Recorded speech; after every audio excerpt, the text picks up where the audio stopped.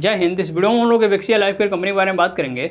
पिछले कई माह से इस कंपनी के शेयर प्राइस में लगातार गिरावट हो रही थी, लेकिन पिछले एक दो दिनों से इसमें अच्छी खासी तेजी देखी जा रही है। अपर सर्किट लगा हुआ है, अर्थात शेयर प्राइस अभी ऊपर ही जाएगा। तो Q4 के रिजल्ट से पहले इसमें अपर सर्किट लगना कहीं हम जैसे भोले भाले निवेशकों को फंसाने के लिए तो नहीं है। इसके ऊपर तो इस वीडियो में बात होगी। साथ में अभी हाल ही में जो इसके बोर्ड ऑफ डायरेक्टर्स की मीटिंग हुई है, उस मीटिंग में क्या अपडेट निकल कर सामने आ रहे हैं उसके बारे में आपको बताऊंगा। और अंत में यह भी बताऊंगा कि इस कंपनी के बिजनेस मॉडल और फंडामेंटल को देखते हुए क्या हमें इसमें बने रहना चाहिए लॉन्ग टर्म के लिए या निकल जाना चाहिए। हर एक चीज़ पर बात होगी, बस आप लास्ट तक बने रहिए। और अगर वीडियो पसंद आए तो लाइक जरूर कीजिएगा। आइए शुरू करते हैं। सबसे पहले देखिए, जो एवेक्सिया लाइफ केयर कंपनी है, इसका पुराना नाम था केविट टेक्नोलॉजी। बाद में नाम चेंज होने के बाद एवेक्सिया लाइफ केयर इस कंपनी का नाम पड़ा। और अभी यह कंपनी ट्रेडिंग का बिजनेस करती है, ट्रेडिंग करती है केमिकल कंपाउंड और एग्रीकल्चर प्रोडक्ट प्रोग्राम में। समझ गए? अब समझेंगे। इसका मार्केट कैप है 190 करोड़ रुपया, यानी कि एक पेनी स्टॉक है, तो आपको पता है। और शेयर प्राइस है 6 रुपये 14 पैसा। कल के दिन का शेयर प्राइस है। और देखेंगे तो अभी अपर सर्किट में यानी शेयर प्राइस ऊपर की तरफ जा रहा है। हाई लगा चुका है 31 रुपये 80 पैसा का। देखिए, यह जो हाई लगाया है 31 रुपये का, यह दिसंबर 2020 में ही लगाया था, लगभग डेढ़ साल पहले की बात है। और इसके बाद से शेयर प्राइस इस कंपनी का कंटिन्यूअस डाउन जाने लगा। आप ग्राफ में देख सकते हैं किस तरह से लगातार डाउन जा ही रहा है। तो एक दो दिनों से इसमें हल्का सा तेजी देखने को मिला है इस अपर सर्किट के बदौलत। तो अब देखना यह है कि अपर सर्किट कितने दिनों तक इसमें बरकरार रहता है। लेकिन ये समझ लीजिए कि इस अपर सर्किट के बदौलत एक सप्ताह का इसका रिटर्न पॉजिटिव में आ गया है। एक सप्ताह में देखेंगे तो लगभग 8.67% यह शेयर चढ़ चुका है। हालांकि एक माह का रिटर्न अभी भी लगभग 11% और एक साल का रिटर्न देखेंगे तो लगभग -78.53% है, जो कि निगेटिव में है। साल भर का इस कंपनी का रिटर्न निगेटिव होने का मतलब साल भर से कंपनी ने कुछ कमा कर नहीं दिया है। तो जाहिर सी बात है, हाई लगाने के बाद से आपने ग्राफ में देखा किस तरह से शेयर प्राइस डाउन जा रहा था, तो फिर साल भर से ये कमा कर कहाँ से देगा। हालांकि अब उम्मीद जग रही है कि शेयर प्राइस ऊपर जाएगा तो थोड़ी बहुत मुनाफा या जो लोग फंसे हुए थे वो बाहर निकल सकते हैं। यहाँ समझेंगे, इसमें वॉल्यूम भी अच्छी खासी क्रिएट होने लगी है इन दिनों।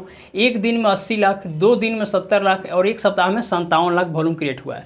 मतलब एक सप्ताह में इसमें जितना वॉल्यूम क्रिएट हुआ है उतना अब 2 दिन में ही क्रिएट होने लगा है।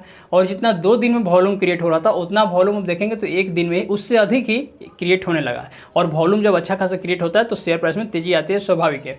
अब समझिए, इसके कंपनी के जो बोर्ड ऑफ डायरेक्टर्स की मीटिंग हुई है, यह मीटिंग 31 मार्च को देर शाम तक हुआ था। इस मीटिंग में बताया गया कि 1 अप्रैल से इसमें इनसाइडर ट्रेडिंग को बंद किया जा रहा है। देखिए, इनसाइडर ट्रेडिंग का बंद करने का मतलब इंट्राडे ट्रेडिंग को बंद करना नहीं हुआ। बहुत सारे लोग कंफ्यूज हो जाते हैं कि इनसाइडर ट्रेडिंग मतलब इंट्राडे ट्रेडिंग रोकी जा रही है।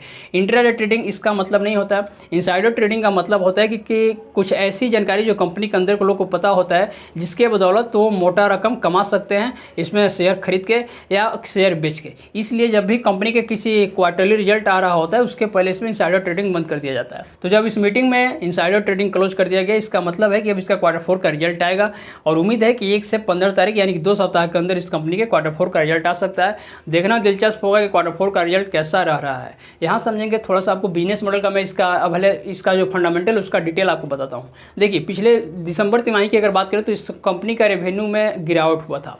दिसंबर तिमाही में देखेंगे रेवेन्यू कम होकर 12,44,000 आ गया, जो कि Q2 में 26 लाख का था, यानी कि लगभग आधा से भी अधिक का इसमें गिरावट हुआ है। और अगर प्रॉफिट देखें तो प्रॉफिट में भी गिरावट हुआ है। Q2 में 45 लाख का प्रॉफिट हुआ था इस कंपनी को, जो Q3 में कम होकर 42 लाख का रह गया। अगर असेट्स देखें तो देखिए, असेट्स तो सालाना स्तर पर देखा जाता है, लेकिन सालाना स्तर पर भी असेट्स में गिरावट हुआ है। 143 करोड़ का भी असेट्स है, लेकिन गिरावट होने के बाद इतना बचा है।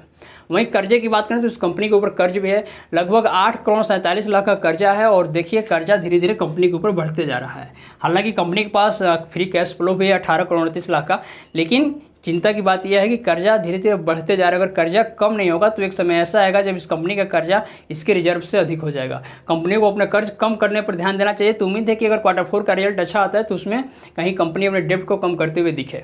अब समझेंगे, इसमें प्रोमोटर्स की हिस्सेदारी है 43%। और प्रोमोटर्स ने अभी हाल के दिनों में कुछ शेयर्स खरीदे हैं। मतलब ये तो अच्छी बात है कि प्रोमोटर्स अगर अपना स्टेक बढ़ाते हैं तो ये जो अपडेट है Q4 का रिजल्ट आएगा उसमें हो सकता है देखने को मिले कि प्रोमोटर्स की हिस्सेदारी थोड़ी सी बढ़ गई रहेगी।